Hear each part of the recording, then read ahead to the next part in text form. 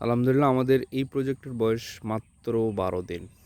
12 দিনের ভেতরে দেখেন এখানে কত সুন্দর লাল শাক হয়ে গিয়েছে।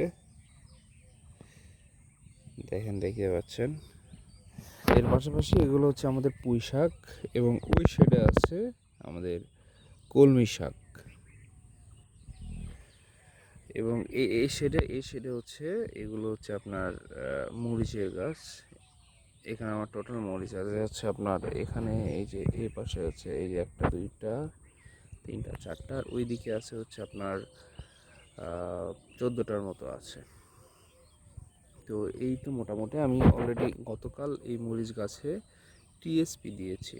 টিএসপি আমার মরিচের গাছের বয়স মাত্র 11 থেকে 12 দিন। অল্প করে টিএসপি দিয়েছি প্রত্যেকটা গাছে, যাতে মজবুতভাবে গাছগুলো বেড়ে উঠতে পারে। এরপর পরবর্তীতে বিভিন্ন রকমের সার প্রয়োগ করব, এবং ছোট ছোট আকারে স্প্রে করতেছি 2-3 দিন পর পর। ইনশাল্লাহ আপনাদেরকে ফুল প্রজেক্টের ভিডিওগুলো দেখাবো, আপডেট জানাবো ইনশাল্লাহ। আমার চ্যানেলটি সাবস্ক্রাইব করে রাখুন।